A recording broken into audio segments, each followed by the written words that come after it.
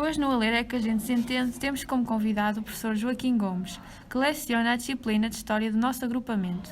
Além de professor, é também escritor, com várias obras publicadas e uma colaboração semanal no jornal Correio do Minho.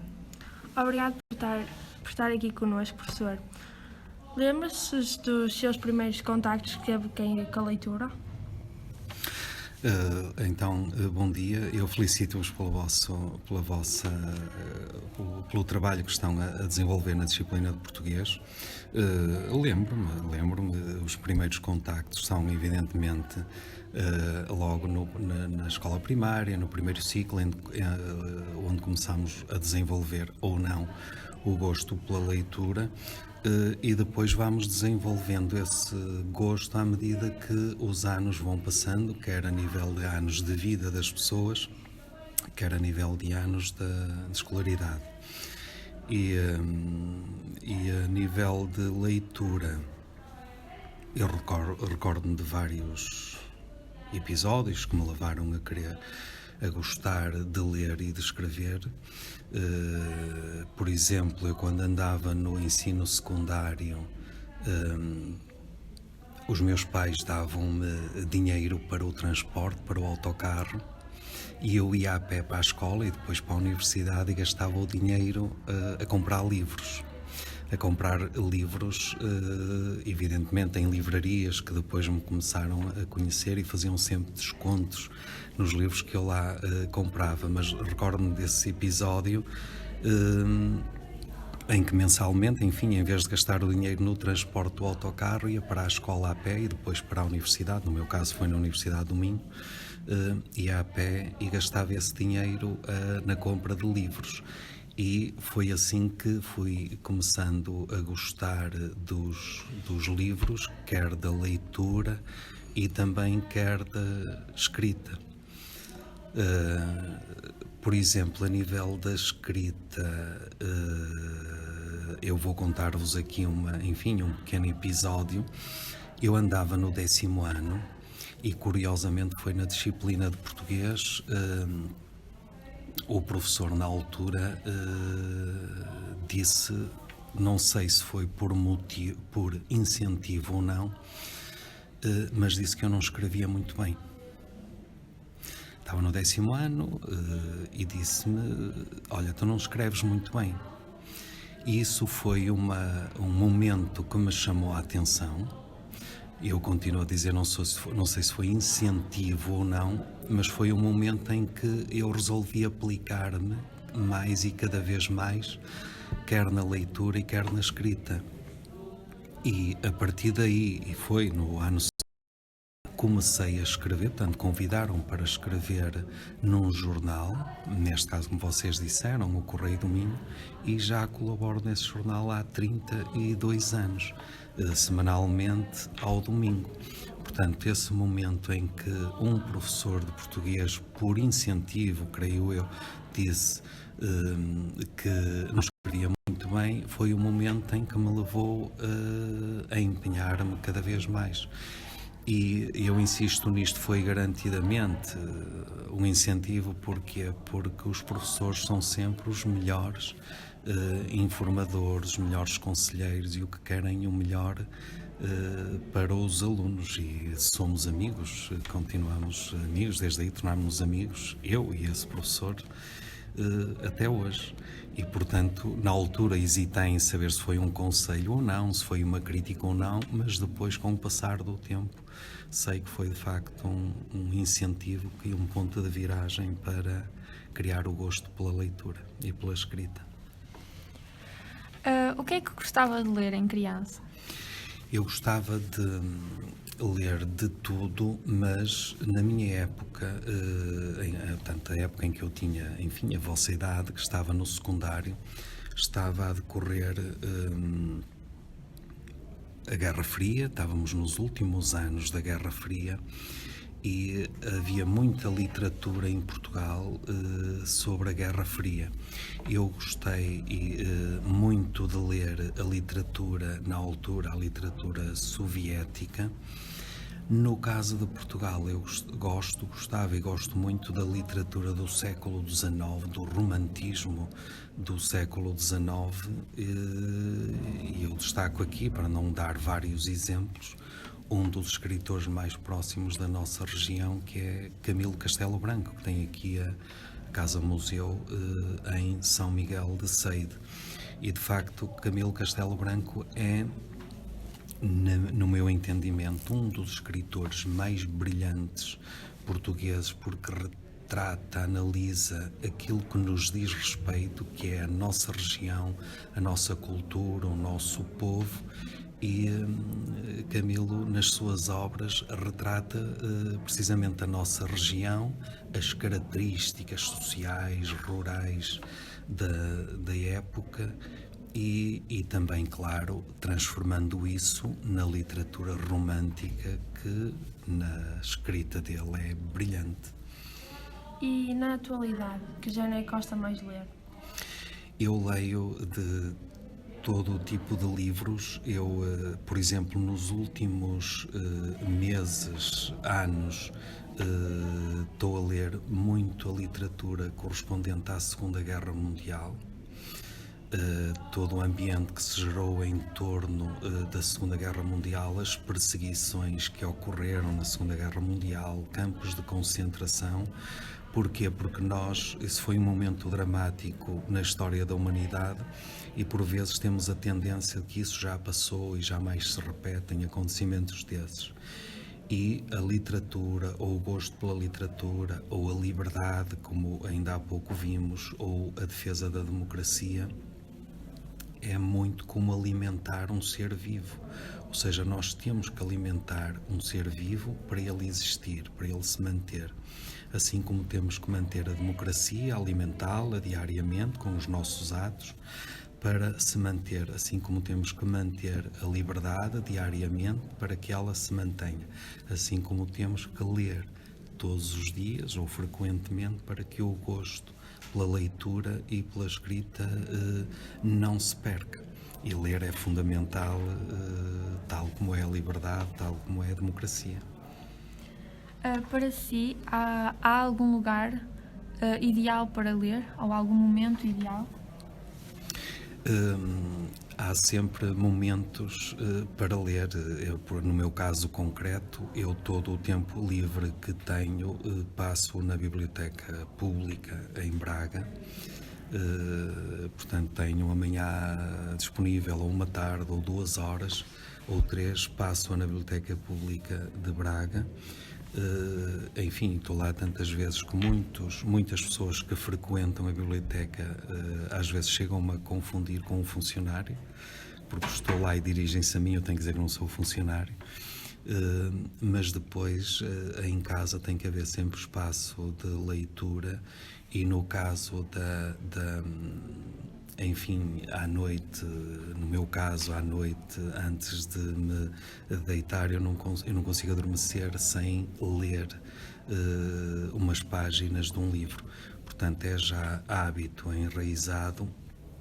À noite, antes de deitar, um momento de leitura é importante porque é um momento em que nos faz pensar, quer no livro, quer no percurso de vida que temos tido, e é um momento em que estamos connosco próprios, sossegados, tranquilos, e a leitura ajuda também a isso, porque no momento de vida e nestes momentos de vida que nós vivemos, agitados, com stress, com cumprimento de horários quase ao minuto, e vocês sabem, o momento em que estamos sós perante um livro é um momento em que também vamos meditando naquilo que fazemos, que fizemos e que projetamos fazer. E, portanto, a leitura é essencial para o desenvolvimento de qualquer pessoa.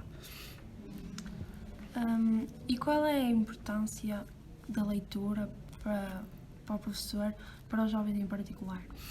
Sim, um aluno, tanto um aluno bom, um aluno que pretende um futuro, enfim, no vosso caso, por exemplo, entrar para a universidade e seguir uma carreira de ensino superior, é fundamental, é importante ler. Porquê? Porque nós hoje vivemos naquela contradição em que um telemóvel ou um computador transmite-nos toda a informação, mas é uma informação muito reduzida, em muitos casos pouco credível e em muitos casos também sem fontes. E nós, se não tivermos uma informação rigorosa e com fontes, a informação deixa de ter o valor que lhe devemos dar. Passa a ser uma opinião. E ler é fundamental para que os jovens mantenham o crescimento, quer a nível escolar, quer a nível intelectual, quer a nível cívico, perante uma sociedade que é cada vez mais competitiva. A que lugares a leitura já o levou? Algum deles foi mais especial? Se sim, porquê? Sim, foram vários os lugares em que a leitura nos levou e leva, quer no país, quer a nível europeu. Ler um livro depois convida a visitar esse local. Eu recordo, por exemplo, os episódios de Inês e Julieta, que nos leva a visitar Coimbra, a Quinta das Lágrimas em Coimbra. Eu recordo os livros de Almeida Garrett, que nos levam a percorrer aquelas planícies do Ribatejo. E eu vou insistir, porque diz muito respeito à nossa região, os lugares da nossa região que estão ligados a Camilo Castelo Branco. Eu vou dar-vos um exemplo. Camilo Castelo Branco foi um brilhante escritor do século XIX e incomodou muito a sociedade da época, porque, enfim, havia uma jovem portuense, Ana Plácido, que era considerada na altura uma jovem bonita, enfim, elegante, da sociedade portuense, e o pai resolveu arranjar-lhe um marido para Ana Plácido, Manuel Pinheiro Alves. Portanto, na altura o pai, ou os pais, é que arranjavam os maridos para as filhas. E portanto, um não tinha nada a ver com o outro, ou seja, Manuel Pinheiro Alves era uma pessoa já com muita idade, a nível físico nada tinha a ver com Ana Plácido, mas, no entanto, como foi um casamento imposto pelo pai, Ana Plácido acabou por casar com Manuel Pinheiro Alves. Mas, no entanto, Ana Plácido começou a apaixonar-se pelos textos de Camilo Castelo Branco. E houve um momento em que, numa apresentação de um livro, conheceu pessoalmente Camilo Castelo Branco e apaixonou-se. Depois da escrita, apaixonou-se pela figura do escritor, Camilo Castelo Branco. E encontravam-se onde? Um dos locais onde se encontravam, às escondidas, era no Bom Jesus, em Braga. Ou seja, deslocavam-se para Braga, depois para a zona do Bom Jesus, e encontravam-se às escondidas. Inclusivamente, há um banco lá no Bom Jesus que tem uma referência deste género aqui. Se encontravam Camilo Castelo Branco e Ana Plácido às escondidas. E, mais tarde, o seu marido soube, Manuel Pinheiro Alves, e apresentou queixa dos dois. Foram os dois presos, ficaram presos no Porto, na cadeia de relação, e em apenas 15 dias Camilo Castelo Branco escreveu aquele célebre livro Amor de Perdição, portanto, que se levou a perder de amores por Ana Plácido e Ana Plácido por Camilo.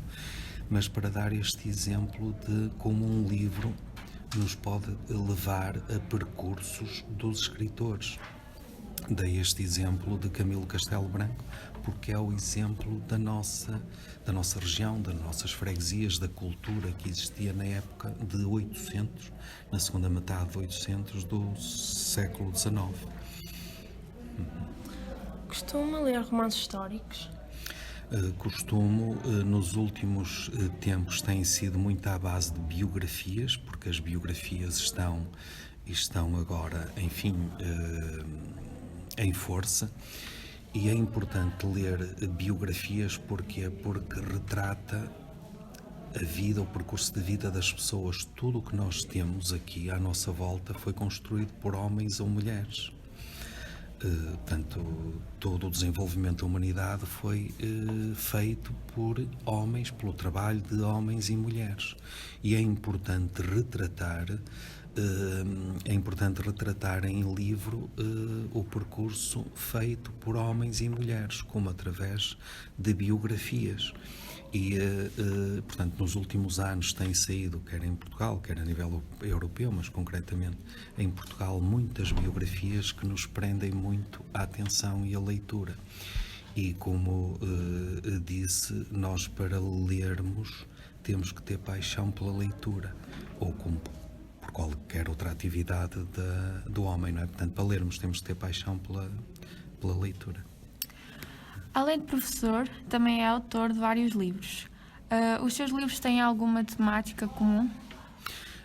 Tem uma temática, tanto estão ligados à nossa região, à história, neste caso quase toda, de Braga. Portanto, os livros que tenho são 14 neste momento e, salvo 2, todos eles estão ligados à história de Braga.